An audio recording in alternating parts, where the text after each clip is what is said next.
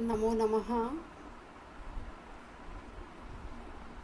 नमस्कार। मैं रेखा शर्मा, सह आचार्य संस्कृत, MSG कॉलेज भरतपुर। आज हम MA पूर्वार्ध के प्रथम प्रश्न के अंतर्गत निरुक्त में उपसर्ग का अध्ययन करेंगे। जैसा कि इससे पूर्व आपको बताया था, आचार्य यास्क जो हैं उन्होंने शब्दों को 4 भागों में विभाजित किया था। कौन कौन से? नाम, आख्यात, उपसर्ग और निपात। नाम और आख्यात, इनके विषय में हम पूर्व में अध्ययन कर चुके हैं। अब है उपसर्ग। तो देखिए, न निर्बद्धा उपसर्गा अर्थान निराहु इति शाक्टायन। शाक्टायन नामक आचार्य जो हैं उनका कहना है कि जो उपसर्ग हैं वे निश्चय ही अर्थों को स्वतंत्र रूप से नहीं कहते, अपितु नाम तथा तिगंत पद के अर्थ सम्मत के द्योतक मात्र होते हैं। यानी शाक्टायन जो हैं उनका कहना है कि स्वतंत्र रूप से उपसर्ग अपने आप में किसी अर्थ का प्रकटन नहीं करते हैं। उनसे जिस अर्थ की हमें प्रतीति होती है वह तो केवल नाम तथा तिगंत पद के अर्थ संबंध जो है उससे द्योतित होने वाला जो अर्थ है वही हमें ज्ञात होता है। ऐसा शाक्टायन जो है उनका मानना है। दूसरी तरफ नाम आख्यातयोस्तु कर्मोप संयोग द्योतका भवन्ति। क्या कहा उन्होंने कि जो नाम और आख्यात हैं उनके जो अर्थ हैं उनके संबंध के ये क्या होते हैं? केवल द्योतक मात्र होते हैं। दूसरी तरफ आचार्य गार्ग्य हैं, उनका क्या कहना है कि उच्चावचः पदार्था भवन्ति इति गार्ग्य। गार्ग्य जो हैं वो क्या कह रहे हैं कि जो उपसर्ग हैं वो विभिन्न अर्थ वाले होते हैं। तद या एसु पदार्था प्राहुर इमे तम नाम आख्यार्थयोर अर्थ विकरणम। जो इन उपसर्गों में जो पदार्थ यानी उपसर्ग पदों का अर्थ है जिसके द्वारा नाम तथा आख्यात के अर्थ में विकार यानी परिवर्तन हो जाता है, उसको ये भली भांति प्राहुर कहते हैं। यानी आचार्य शाक्टायन का मानना है कि जो उपसर्ग हैं वे स्वतंत्र रूप से किसी अर्थ का प्रकटन नहीं करते हैं, बल्कि वे नाम और आख्यात या तिगंत पद जो हैं उनके संबंध के द्योतक मात्र के को प्रकट करते हैं या द्योतक होते हैं, वाचक नहीं होते। यानी नाम और आख्यात जो हैं वो का अर्थ जो है विशेष के जो संबंध है उसके उपसर्ग द्योतक होते हैं, वाचक नहीं होते। जबकि आचार्य जो गार्ग्य हैं उनका मानना है कि निश्चित रूप से जो उपसर्ग हैं वे भी नाम और आख्यात के समान पद हैं, उनके भी अपने अपने विविध अर्थ होते हैं, द्योतक नहीं होते। ते उपेक्षितव्या, और उनको हमें क्या करना चाहिए? भली भांति समझना चाहिए या देखना चाहिए। अब उपसर्ग जो हैं उनके कुछ प्रधान अर्थ बता रहे हैं। जैसे उन्होंने कहा आ इति अर्वाक अर्थे, जो आ उपसर्ग है वह इधर के अर्थ में प्रयुक्त होता है। प्रा इति एतस्य प्रातिलोम्यम, और जो प्रा और परा निपात है वह इस आ के विपरीत यानी उधर को कहते हैं। अभि इति आभिमुख्यम, जो अभि उपसर्ग है वह सामुख्यता के भाव को प्रकट करता है, प्रति इसके विपरीत भाव को प्रकट करता है। अति सु इति अभिपूजिता अर्थे, अति और सु जो उपसर्ग हैं वे पूजा के अर्थ में प्रयुक्त किए जाते हैं। निर दुर इति एतियो प्रातिलोम्यम, निर और दुर उपसर्ग जो हैं इनके विपरीत अर्थ में प्रयुक्त किए जाते हैं। नि अव इति विनिग्रहार्थियो, नि और अब उपसर्ग जो हैं वह एकत्र के भाव को प्रकट करते हैं। उत इति एतियो प्रातिलोम्यम, और जो उपसर्ग है वह इसके विपरीत यानी विघटन के या अलग होने के भाव को प्रकट करता है। सम इति एकी भावम, सम जो उपसर्ग है वह एकता के भाव को प्रकट करता है। बी अप इति एतस्य प्रातिलोम्यम, बी और अप उपसर्ग जो हैं वे इसके विपरीत अर्थ को प्रकट करते हैं। अनु इति सादृश्य अपर भावम, जो अनु उपसर्ग है वह सादृश्य यानी समानता के अपर भाव को प्रकट करता है। अपि इति संसर्गम, अपि जो उपसर्ग है वह संसर्ग यानी निकटता या संलग्नता के भाव को, और उप इति उपजनम, और जो उप है वह निकटता के भाव को प्रकट करता है। पर इति सर्वतो भावम, पर उपसर्ग चारों ओर के भाव को कहता है। अधि इति उपरि भावम ऐश्वर्यम, और जो अधि उपसर्ग है वह ऐश्वर्य को कहता है या ऊपर के भाव को कहता है। एवं उच्चावचान अर्थान आहु ते उपेक्षितव्या, इस प्रकार से जो गार्गे हैं उनका कहना है कि जो उपसर्ग हैं वो भिन्न भिन्न अर्थों को प्रकट करते हैं। ते उपेक्षितव्या, उनका हमें अध्ययन करना चाहिए या उनको देखना चाहिए, समझना चाहिए। अब है द्वितीय पाद। द्वितीय पाद में निपातों के विषय में विचार किया गया है। जैसा कि यास्क ने पूर्व में कहा, नाम, आख्यात, उपसर्ग और निपात, ये चार शब्दों के क्या हैं, भेद हैं। तो नाम, आख्यात, उपसर्ग, इससे पूर्व हमने उनका अध्ययन किया। अब हम करेंगे निपातों के विषय में। तो वो कह रहे हैं अथ निपाता, अब हमें किसका वर्णन करना है, निपातों का वर्णन करना है।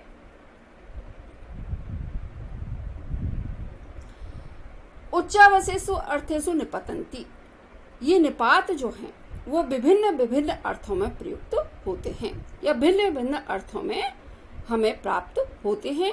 अपि उपमार्थे, उपमा के अर्थ में कुछ हमें देखने को मिलते हैं। अपि कर्मोपसंग्रहार्थे, कुछ निपात जो हैं वो समुच्चय के अर्थ में, और अपि पदपूर्णा, कुछ हमें चरण पूर्ति हेतु भी देखने को मिलते हैं।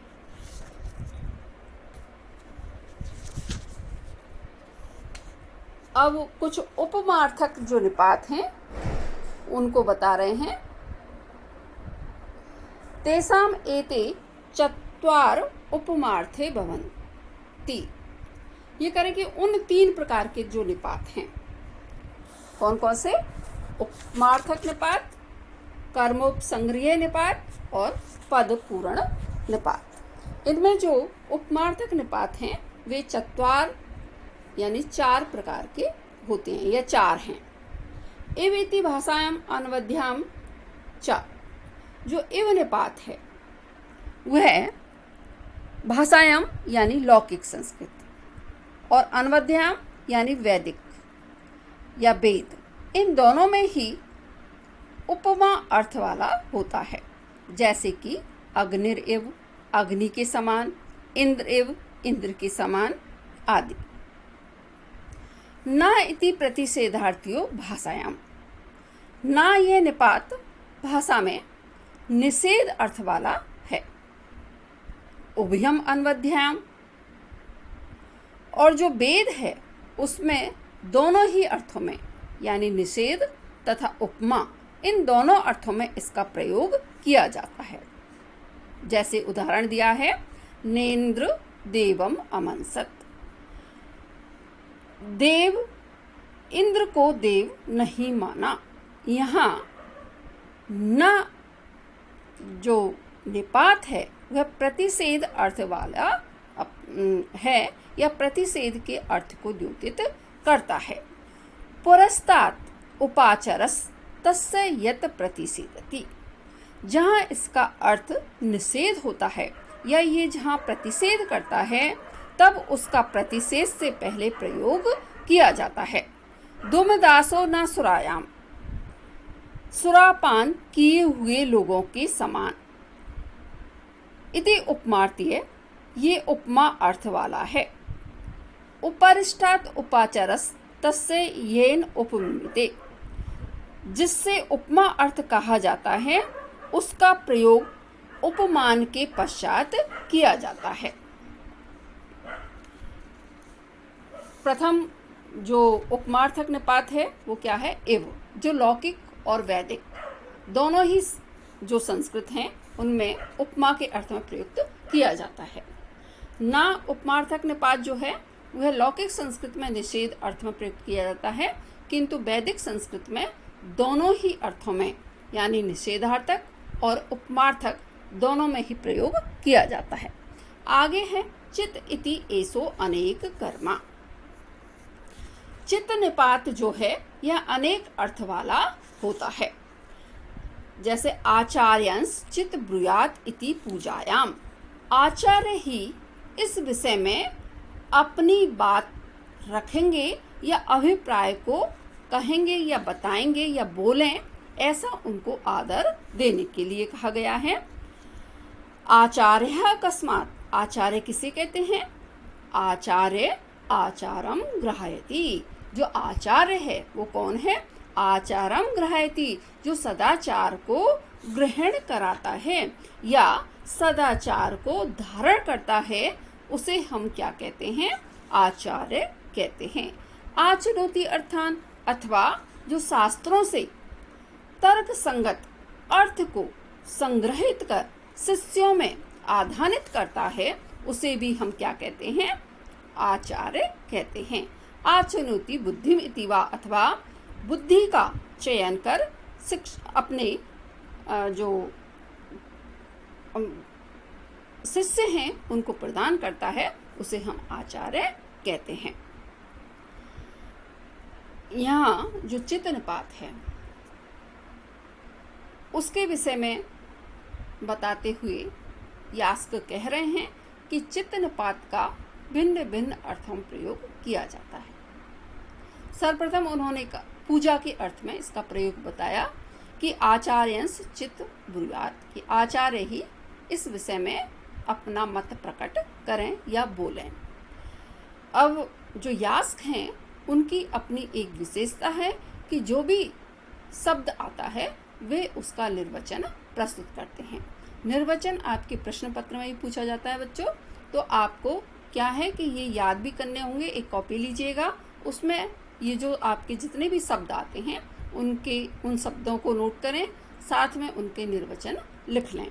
तो आचार्य जो है उसका निर्वचन करते हुए कह रहे हैं कि आचार्य किसे कहते हैं? कि आचार्य आचारम ग्रहायति। जो आचार्य है वह आचार को या सदाचार को ग्रहण कराता है या सदाचार का पालन करवाता है। आचनोति अर्थान, अथवा शास्त्रों से अर्थ का संग्रह करता है।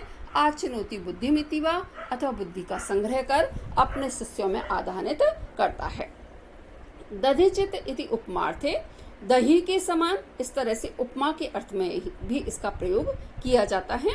कुल मासास चित आहार इति अपकुस्यते, कुल मास ही ले आइए, इस तरह से निंदा अर्थ में भी इसका प्रयोग किया जाता है। अब कुलमास क्या है? कुलमासा कुलेषु सीदंती, जो कुलमास हैं वे कुलों में सीदंती, खेद को प्राप्त करते हैं या पड़े रहते हैं या उपेक्षा से ग्रसित होते हैं।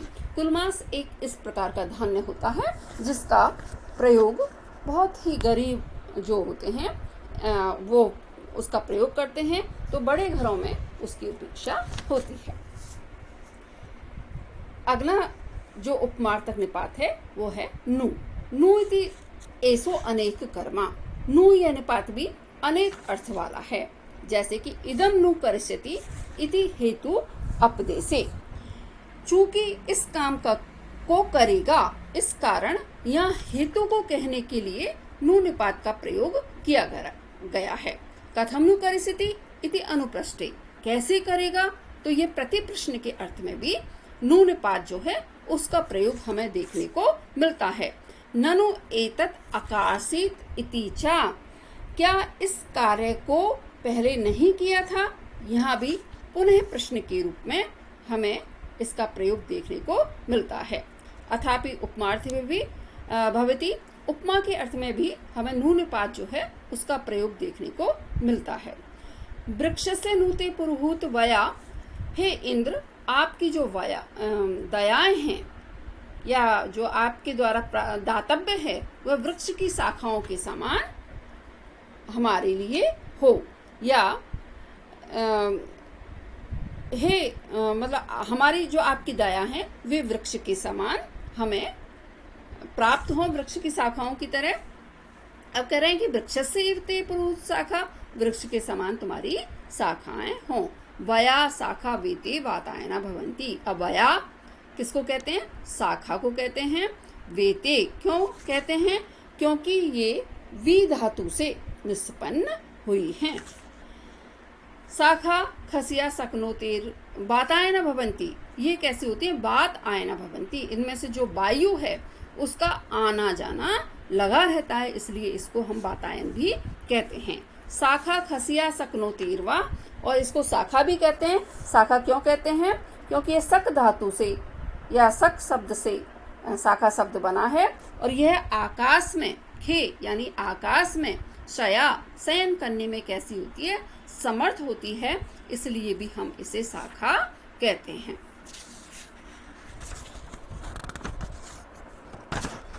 हाँ, तो बच्चों अभी आपने उपमार्थक निपात पढ़े। अब आगे हम देखेंगे कर्मोपसंग्रह निपात।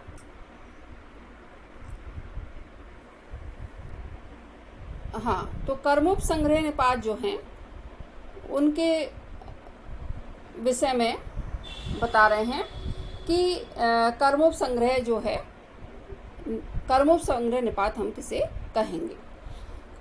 क्या कह रहे हैं, अथ यस्य आगमात अर्थ पृथक्त्वम आह विज्ञायते ना तो औद्देश्यकम। जिस निपात के आ जाने से अर्थ पृथक रूप से तो ज्ञात होता है, परंतु वह उद्दिष्ट यानी साक्षात निर्दिष्ट अर्थ के समान नहीं होता। विग्रहण पृथक्त्वात् सा कर्मोपसंग्रह, क्योंकि उद्दिष्ट अर्थ में विग्रह रूप की भिन्नता होती है। यानी कहने का अभिप्राय यह है कि जो इन्होंने 3 प्रकार के निपात बताए हैं, प्रथम प्रकार उपमार्थ वाले हैं, उनका जैसा कि आपने पूर्व में अध्ययन किया। दूसरे प्रकार के निपातों की चर्चा अब हम कर रहे हैं, वो है कर्मोपसंग्रह अथवा अर्थोपसंग्रह। अर्थात ये निपात दूसरे पदों के अर्थों के संग्राहक होते हैं। जैसे कि इसको आप इस तरह से समझिए, जैसे कि हम कहते हैं पितरौ, पितरौ यानी माताचा पिताचा।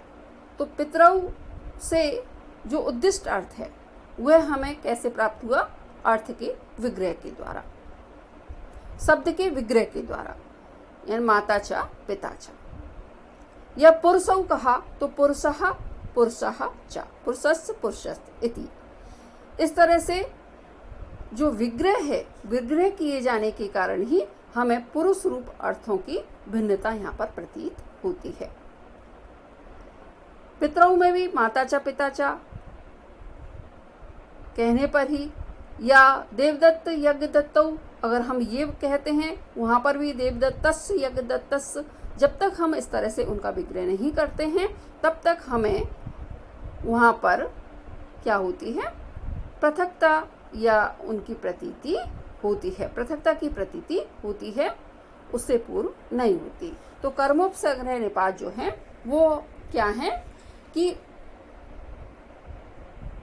हमें पृथक रूप से अर्थ तो ज्ञात हो जाता है, लेकिन वह उद्दिष्ट अर्थ नहीं के समान नहीं होता है, क्योंकि जो विग्रह है उसकी भिन्नता उसमें दृष्टिगत होती है। कुछ कर्मोपसंग्रह निपात बता रहे हैं। चा इति समुच्चयार्थ उभाभ्याम संप्रयुज्यते। जो चा निपात है वह दोनों ही भाषाओं में, यानी लौकिक संस्कृत और वैदिक संस्कृत दोनों में ही समुच्चय के अर्थ में प्रयोग होता है। जैसे अहम चा, त्वम चा, वृतहन, हे वृतहंता, मैं और तुम, इस तरह से। एतस्मिन् एव अर्थे देवेभ्यः पितृभ्यः आ इति आकारा। इसी अर्थ में आ के साथ में भी इसका प्रयोग होता है, जैसे देवगण, पितरगण आदि। वा इति विचारणार्थी। वा जो निपात है, कर्मोपसंग्रह निपात है, यह विचारणा के अर्थ में कि मैं इसे करूं अथवा ना करूं, इस तरह से जहाँ विचारणा होती है, वितर्कणा होती है, वहां पर वा निपात का प्रयोग किया जाता है। जैसे हंत अहम पृथ्वी इमाम निदानी वा इहा वा। अरे मैं इस पृथ्वी को यहाँ रखूं अथवा वहां रखूं, इति, इस तरह से। अथापि समुच्चार्थ भक्ति, समुच्चय के अर्थ में भी इसका प्रयोग होता है। जैसे वायुर्वा त्वा, मनुर्वा त्वा, वायु अथवा मनुदेव अथवा तुम, इस तरह से जो समुच्चय है उसको प्रकट करने के लिए भी वा जो आपका निपात है उसका प्रयोग किया जाता है। आह इति चा, हा इति चा विनिग्रहार्थियो पूर्वेण संप्रयुज्यते। अयम आह इदम करो तो अयम इदम। विनिग्रह के अर्थ में आह और हा इन दोनों ही निपातों का प्रयोग किया जाता है। विनिग्रह यानी निर्धारित किया जाता है, निश्चित कर दिया जाता है कि क्या किसको करना है, क्या किसको नहीं करना है, क्या करनी है क्या नहीं, इस तरह से। जैसे कि अयम आहिदम करो तो अयम इदम, यह निश्चित रूप से इसे करेगा, यह ऐसे करेगा, करे। इदम हा करिष्यति, इदम ना करिष्यति, इसे यह करेगा, इसे ना नहीं करेगा। इस तरह से विनिग्रह के अर्थ में आह और हा निपात का प्रयोग हमें देखने को मिलता है। अथापि उकार एतस्मिन् एव अर्थे उत्तरेण, और उकार जो है, ऊ जो निपात है, इसका प्रयोग भी हम इसी अर्थ में, यानी विनिग्रह के अर्थ में, लेकिन ये उत्तरेण बाद में करते हैं। यानी जो आपका, जैसे कि मृषा इमे वदंती सत्यम उते वदंती, जैसे कि ये झूठ बोल रहे हैं, असत्य संभाषण कर रहे हैं, सत्यम उते वदंती, और निश्चित रूप से ये सत्य बोल रहे हैं। यानी जो बाद वाला वाक्य है उसमें ऊ निपात का प्रयोग किया जाता है, किस अर्थ में, विनिग्रह या निश्चय के अर्थ में। और पद पूर्ण अपि, पद पूर्ण हेतु भी जो ऊ निपात है उसका प्रयोग देखने को मिलता है, जैसे कि इदम ऊ, तद ऊ, इस तरह से। तो ये कर्मोपसंग्रह निपात हुए। इनके अलावा कुछ अन्य निपात भी हैं, जैसे कि ही इति एसो अनेक कर्मा। जो ही निपात है वह भिन्न अनेक अर्थों वाला है। इदम ही करिष्यति, चूंकि इस कार्य को करेगा। इति हेतु उपदेशे, यहाँ हेतु कहने के लिए ही जो है उसका प्रयोग किया गया है। कथम ही करिष्यति इति अनुप्रष्टे, कैसे करेगा, यहाँ प्रति प्रश्न के अर्थ में भी इसका प्रयोग हमें देखने को मिलता है। आगे कह रहे हैं कथम ही व्याकरिष्यति इति असूयाम, कैसे कर लेगा, भला यह कैसे कर लेगा। यहाँ असूया यानी ईर्ष्या को प्रकट करने के लिए भी ही निपात जो है उसका प्रयोग देखने को मिलता है। किल इति विद्या प्रकट से, किल निपात जो है यह निश्चित ज्ञान को बताने के लिए प्रयुक्त किया जाता है। जैसे एवं किल इति, यह मतलब प्रसिद्ध है, इस तरह से यह बात ऐसी ही है, इस तरह से। अथापि ना ननु इति एताभ्याम संप्रयुज्यते अनुप्रष्टे, ना और ननु निपात के साथ मिलकर के यह प्रतिप्रश्न के अर्थ में भी इसका प्रयोग किया जा सकता है, जैसे कि किलेवम, ननु किलेवम इत्यादि। माँ इति प्रतिषेधे, माँ निपात जो है वह निषेध अर्थ में, जैसे माँ कार्सी, माँ हारसी इति च। खलु इति च खलु कृत्वा, खलु जो निपात है उसका भी निषेध अर्थ में ही प्रयोग किया जाता है, ना करो, नहीं किया। और पद पूर्ण हेतु भी किया जाता है, जैसे एवं खलु तद बभुवा इति, ऐसा ही हो, इस तरह से। शाश्वत इति विचिकित्सार्थियो भाषायाम, जो शाश्वत निपात है वह विचिकित्सा यानी निश्चय के भाव को कहने के लिए मतलब भाषायाम यानी लौकिक संस्कृत में इसका प्रयोग हमें देखने को मिलता है। जैसे शाश्वत एवं इति अनुप्रष्टे, निश्चय यह है, इस तरह से यह अनुप्रष्टे प्रति प्रश्न के रूप में पूछने जाने के एवं शाश्वत इति अस्वयं पुष्टे, और यही शाश्वत है या यही निश्चित है, इस तरह से दूसरे के द्वारा उत्तर के रूप में भी हम इसका प्रयोग देखते हैं। तो ये इन्होंने कुछ अन्य निपात और बताए। अब जो निपात हैं, द्वितीय पाद में द्वितीय पाद संपन्न हुआ, शेष हम आगे पढ़ेंगे। धन्यवाद। नमस्कार।